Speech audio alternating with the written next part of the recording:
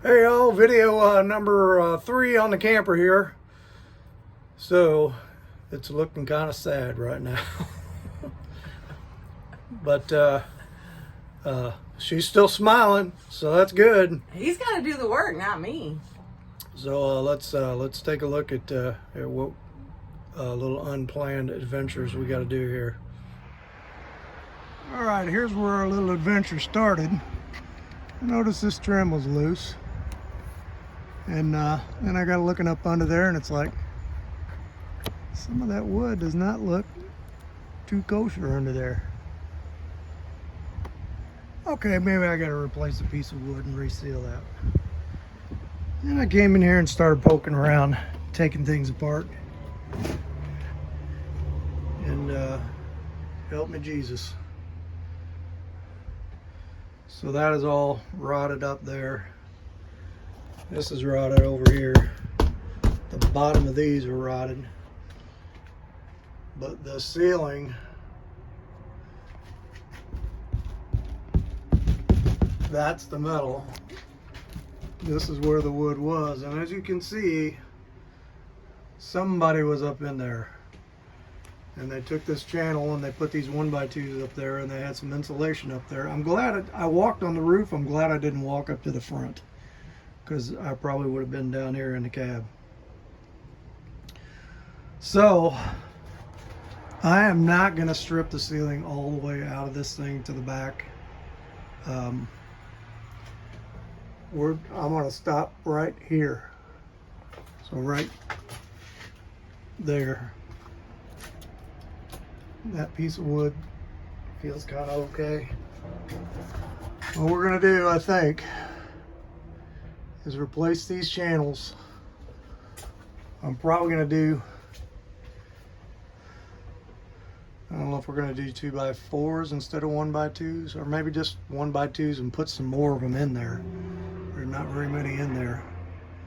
And replace all 3 of these channels, and then we got to see how this wood comes apart in the front. There's a whole bunch of videos online on fixing these cabs on these C-Class, and it seems like this is where things go bad on them. So just got to fix it, you know. What are you gonna do? In other news, dropped the crankshaft off at the machine shop, and he says he'll get me fixed up, but it's gonna take about 4 weeks. So in the meantime, I don't know if I'm going to start taking motor apart or not, but something I found out interesting. This is an 88, so I just assumed throttle body injected, and it's not. It's got a carburetor on it. It's got a quadrajet on it, and got some really funky kind of pollution control system with these like log headers and this air injection system on both sides. I'm assuming that was all emission stuff for having a carburetor on this year and getting it to pass emissions is probably why they built it that way. But all that junk is coming out. But I think it's going to make it easier on the motor, because we're going to go carbureted now instead of fuel injected. So I'm not going to have to mess with the programming and all that for it. In fact, that quadrajet looks pretty good, looks pretty clean. Throttle shaft is good on it. That's usually what goes bad on it. I think I'm just going to take it, and I've got a new HEI distributor back in the shop. We'll put it in there, and we'll get rid of all that pollution control junk. And so in a way, that's going to kind of offset the cost that it's going to take to get the crankshaft turned. So it's like $3.5 to get the crank turned. Okay, so that's where we are. Let me we're going to do some disassembly. I'm going to get these side panels out of here and figure out how all this comes apart. Probably going to have to go get a tarp, because all these windows are going to have to come out. But fun RV ownership already. Definitely keep the project interesting. So we'll be back in a bit. Okay, so as you can see, we got some funk going on, and this thing has definitely been into before. Like this whole section, that's a newer piece of plywood. So somebody cut this section out and replaced it at one time.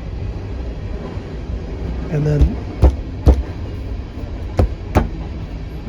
they got this in like 2 pieces, I think. Well, probably because this is more than 4 feet. I'm gonna have to measure that and see how we're gonna do that, because I want to join this and make this one good solid piece.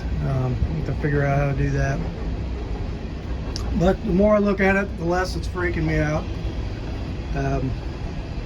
You know, what are you gonna do? You just gotta fix it. That's all there is to it. So I'm gonna need to go get a tarp to cover this thing up when I'm not working on it. Look over here on the side. This board's kind of rotten over here, so we're gonna do that one. This one over here, that is back behind the shower, and I'll tell you what, I am just not taking the shower out of this thing right now. The way I'm looking at doing this, if I need to get into the other part of it later, I can, without destroying what I did.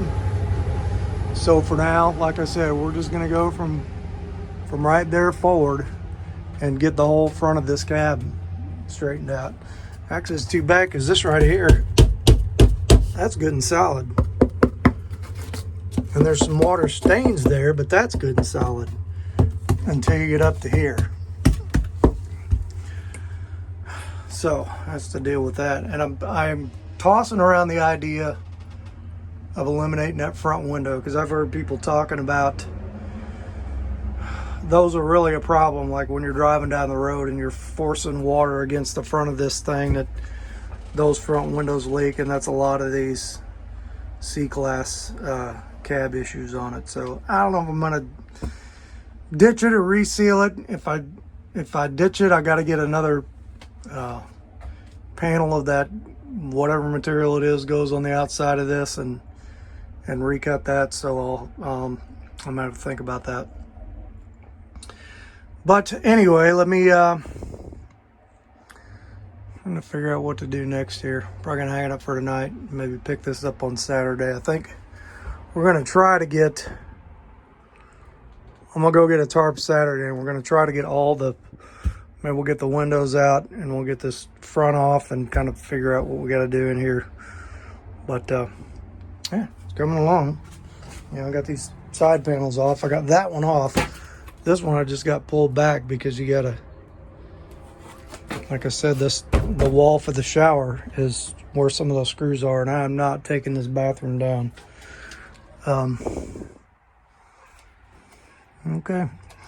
Well, thank you a lot of C-Class camper owners for putting videos on how to repair this on YouTube, because I'm going to be using a lot of your videos. Okay, back in a little while. Well, some days you're just like, well, what are you going to do? Oh, that's ugly. That is really ugly. I must have watched 20, 30 videos on how to fix a cab on a C-Class, and none of them were built like this thing is. So this thing is prefab, and what they did is, it is 1.5 inches, I guess, steel frame, and then the walls are foam, and they glue paneling to one side, and on the outside they glue FRP. There's actually a layer of wood on the outside, and then they cover it with FRP, which is fiberglass reinforced panel. So is it a better way of construction? I don't know, but it calls for a whole different approach to the fix. Luckily, all the damage in the steel, it's like the bottom, this piece is shot. That piece is solid, that piece is solid. That little corner piece needs to be replaced. But it all goes back to this post where the door is. And that piece is really solid. So, we've got some bad wood up here. Like that piece of wood down there looks pretty good till it gets over to the corner. It's like the corners is where the water got in. So there's, if you look up here at this beam, you see all the screws coming down there. There's a seam up there. So like this front covering is FRP up till you get up here, and then it's metal. And you can see this was the same way. You see the glue on the metal? This had foam glued to it. So it's like a big, like those prefab house panels. So what we're gonna have to do is replace some of the steel, wire brush and POR15 some of the steel, and replace some of the wood. And like I said, it's just a whole different construction than what these other ones are looking at. But the more I look at it, the more I get apart, the more the plan comes together in my head, the less freaked out I am about it. I think we're gonna eliminate this front window because a lot of water comes in these. And you can see, like down here below it, was rotted out. Yep, it's gonna be a fun one. But I'm not defeated. And Alicia is very supportive. I kind of expected this look on her face of, why did you buy this piece of junk? But she was very supportive and said, I know you can fix it, sweetie. So I appreciate that. So we're gonna get this side like this side. I want to get that piece of foam out. And get that, I cut the FRP back. Like there's a piece of it. I just made a nice square cut there. I'm gonna do the same on the other side. And I think we're gonna fix from the top down. So we're gonna start with, I'm gonna pick up these steel channels. So I need 4 of those. We're gonna get those, we're gonna replace those, we're gonna, nice spider. We're gonna wire brush all this down, paint it, put some 415 on it, weld in a new piece here, weld in a new piece there, and then that'll be our main structure, and then we'll go from there of fixing what needs to be fixed up here. Some of this is kind of okay. Like really everything down to that board is all right. It's these 2 boards on the bottom that need to be replaced. And they got some interesting angle cuts on them. We're gonna figure out how I'm gonna do that.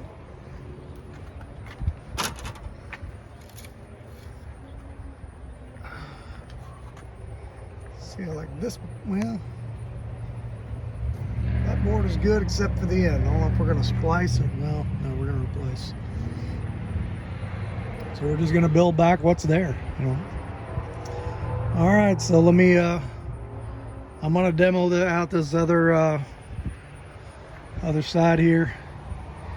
And then I have got to take a trip for work this week, so then we won't get back on this till next weekend. So this may be a short video. We'll we'll go ahead and get this off, and then we'll post what we got and talk about the repair plan. But it's we are not giving up. All right, good morning, everybody. Get my voice going this morning.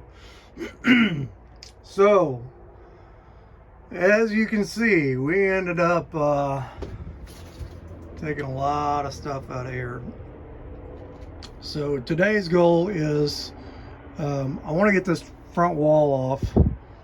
I got a tarp on everything right now because I just got back into town. It's, you know, it rained a little while I was gone, so I wanted to keep it sealed up.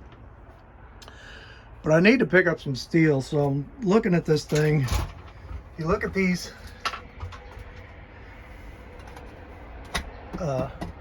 U-channel up here.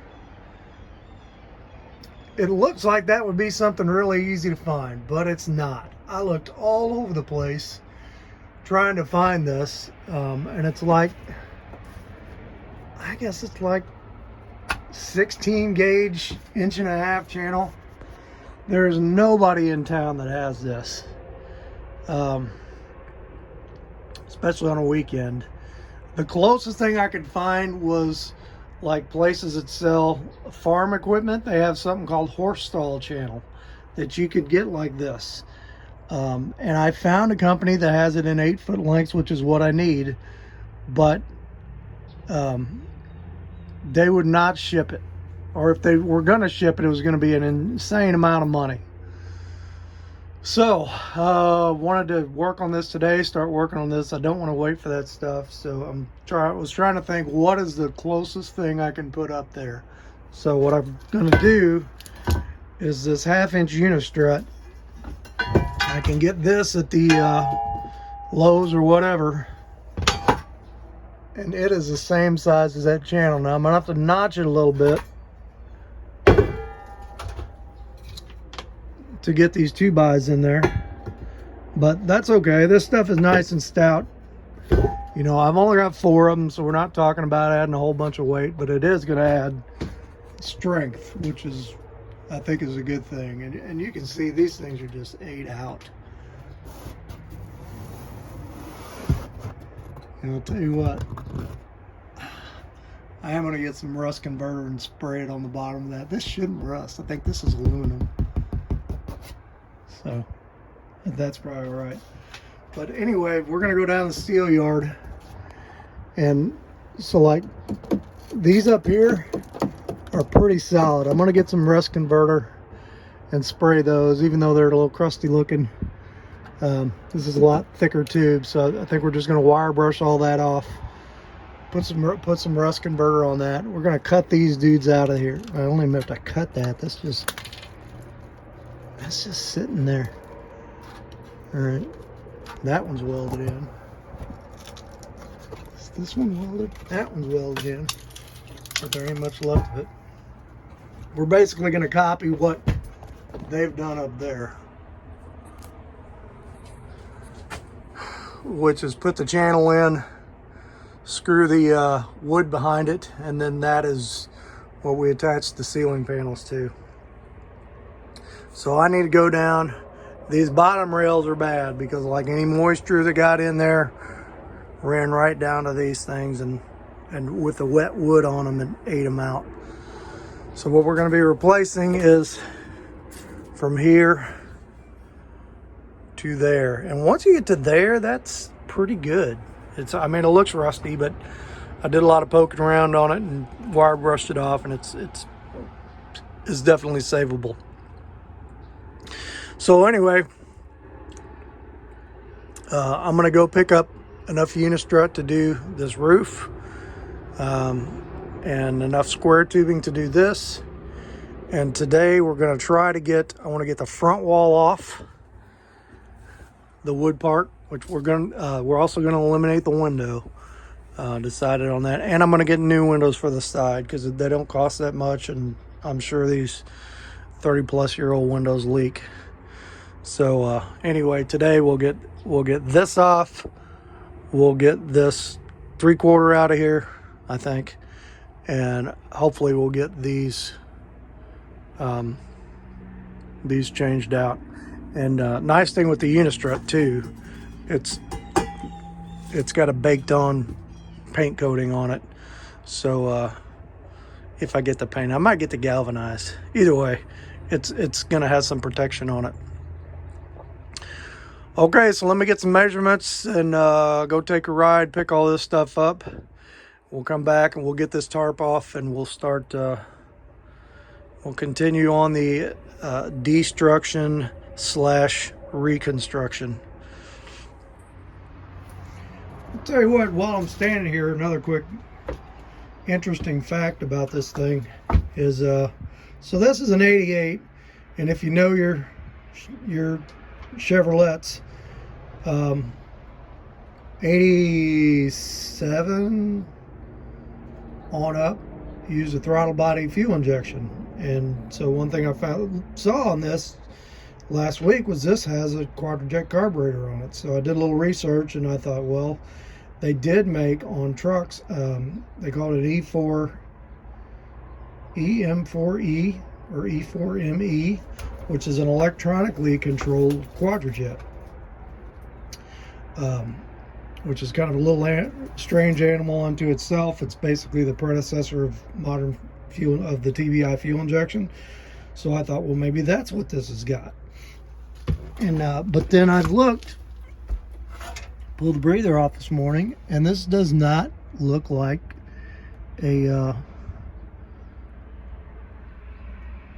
electronic controlled quadra-jet. Usually, like up here where this is, it would have a mix solenoid in there to control your air fuel mixture, and it has over here it would have a throttle position sensor. So this is just a regular old run-of-the-mill Q-jet. Looks pretty clean, actually. Maybe newer than the rest of the engine, I don't know. But what's interesting is you turn the key on and there's a check engine light over there. So it's like, okay, it's got some kind of rudimentary computer in it, but what's it doing? It's not controlling the carburetor. And I don't know if this is something specific to motorhomes. If this was an 88 Chevy truck with this engine, it would have a throttle body injection on it. You know, there's no O2 sensor down there that I can see. Yeah. But it does have this crazy air injection system on it. So just interesting food for thought. You know, a lot of this junk is going to go away and we're going to simplify things. But I'm actually pretty happy with that. We're just going to go ahead and use this quadra-jet. I'm going. Hey, sweetie, what's up? Hey. How's it going? I'm leaving. Did you miss me? I did. You're looking spiffy in your new Florida shirt there. It's cool out here. I know. All right, I'm going to go spend some money and build you a camper. Oh, okay. Keep it in a budget, okay? Yeah, below 9,000. Okay. Love you. Love you. Okay, so anyway, that's my tech talk, and we'll dig into that further as we go along. So, all right, off to the steel yard. Okay, so we are back from a supply run, and I'm just looking at how we're going to start here. I don't want to take the tarp off this thing today because we're supposed to get some rain, and we got this tarp tied in about 10 different places to keep it from blowing off. So I'm just going to try to work inside on these supports here, and I'd like to get 3 of them done today. So we've got, if you look here, we got 2 channels with a 2x2 sandwiched in between them. So I got the unistrut and I got some treated 2x2 that we're going to put in between there. So I'd like to get these 2 done today, excuse me, and get that one done today. I think we can get all that figured out and welded in. And the one up ahead of that, you see all those screws. Those are coming down where the roof seam from the metal and the FRP. There's a name for the FRP that they use on RVs. It's not FRP, but it comes in a roll. I gotta get some of that. But that's the seam where it goes together. And I'll tell you what, they have got tons and tons and tons of sealer on that.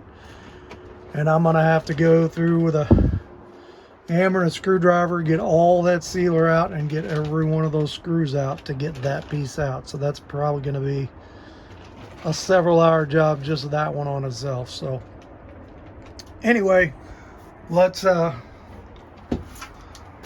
get this back one out first. I took measurements of where these boards were, so they're going to go back where they need to go, and then we'll get the new stuff cut, get some stuff cleaned up, get it up in there and see what it looks like. Okay, so I got these beams cut out of here. Beams, channel. And got that cleaned up. Sprayed a little rust reformer up in there. We're going to let that dry. I got these channels cut, test fitted. They're good. I just shot a little paint on the top of them. I thought these were galvanized, but I think they're just regular steel, so I just shot a little paint on top of them because you're not going to be able to get to it once it's up in there. So I'm going to eat some lunch, let that dry, and we're going to come back and I got to drag the welder out here and figure out how I'm going to hold that thing up there and weld it. I got some ideas. I might have to screw a little piece of angle up there to hold one end while I weld the other end. But that's where we're at. So let's get that done and we'll take a look. Okay, first support is up here. You want to talk about a challenging place to work. Got to get up in that corner and weld that thing. Got a piece of sheet metal here, making sure I don't throw sparks in here and catch anything on fire. And this is a must.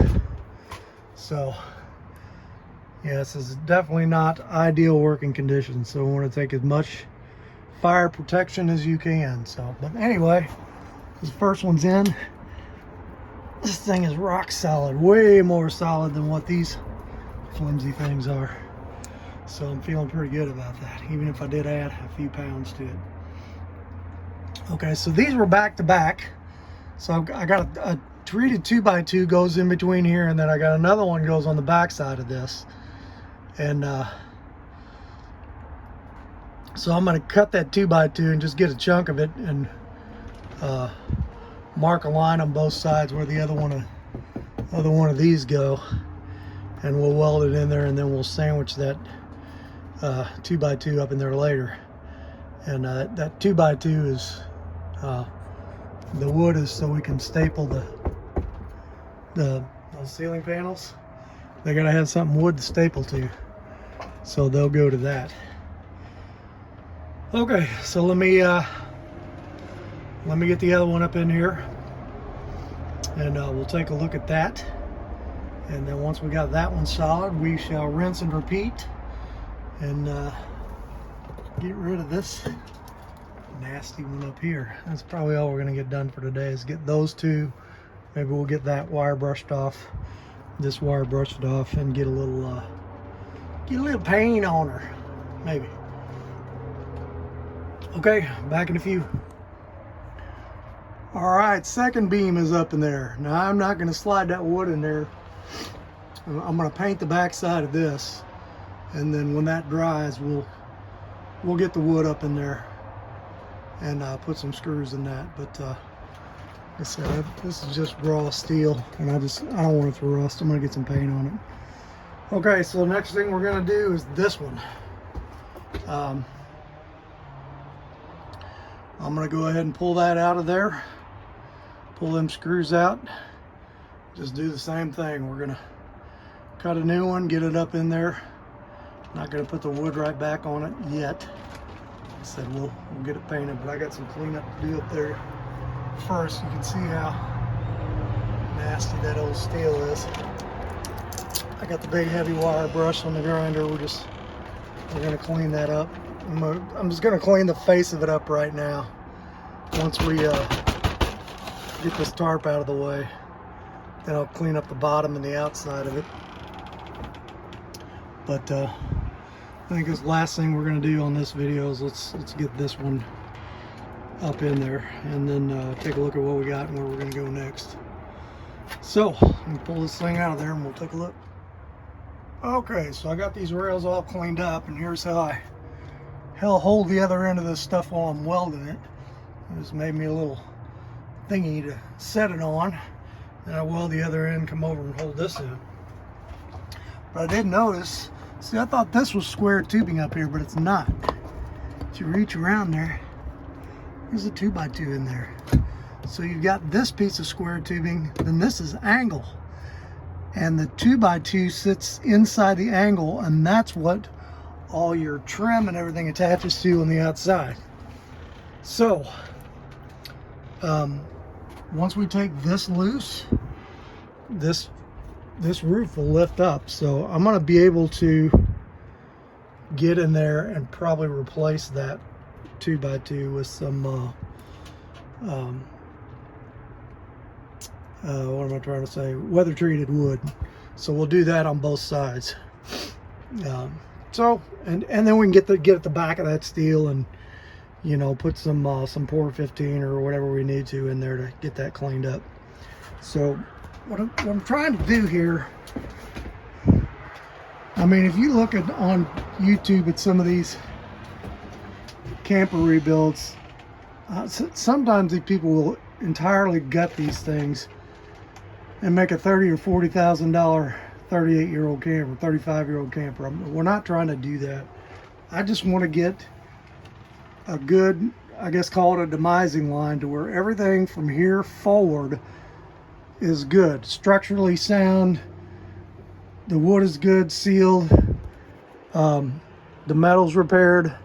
So if we decide a year down the road or a couple years down the road that, hey, let's take it a little farther, let's take some more of the ceiling off and see what we got back here and see if we need to do anything else, we've got a demising line. We've got a line that right here we can take it off and go back and remodel back there. We don't really want to do that. We want to, you know, we want about a $6,000 camper, not a $20,000 or $30,000 camper. Just a few hours from home with the grandkids at some camping parks. But I do want to get all of this front section right. So that's what we're doing. And who knows, you know, maybe we'll do more a few years down the road. Maybe we'll sell it and do another one. And maybe the Lord will come back and it won't really matter because we'll be in heaven. So, okay, let me get this last piece welded up there, and we'll take a look at what we got. All right, so we got all three of these replaced. That little fire over there we put out. Luckily we saw that before it got worse. So like I said, keep that fire extinguisher handy. So next thing is that one with all the screws. That is going to be a bugger, and I need a couple of dry days to do that. It's starting to rain out here. What do you think, sweetie? I guess it's looking good. Oh, okay. You're still smiling. That's good. All right, so let's have a word of prayer. That's all we're going to do for this one, and we'll pick it up on the next one. We'll do the front of that thing. All right, so we're having fun with this thing. Like I said before, we are not trying to build a $30,000 30-year-old camper. We're trying to build about a $6,000 30-year-old camper. So, or five. Or five. So we're on a budget, and we're trying to show that way to do it. So you know, we're not trying to break the bank. Just a couple hours from home, maybe local campgrounds with the grandkids. But we'll see how it comes out. I think it's going good. You think it's going good, baby? As far as I can see. Okay. Well, you still love me. That's good. Yeah. All right. Let's have a word of prayer and we're out of here. Father, just thank you for today. I was gone for a few days, and thank you for bringing me home safe and taking care of Alicia while I was gone. And we just ask that you would bless what we do here in terms of the work and using this channel to spread your message. And we ask this in the name of the precious Son, Jesus. Amen. Amen. That's smooth. Ooh, baby. All right. Stop. We'll catch you on the next one.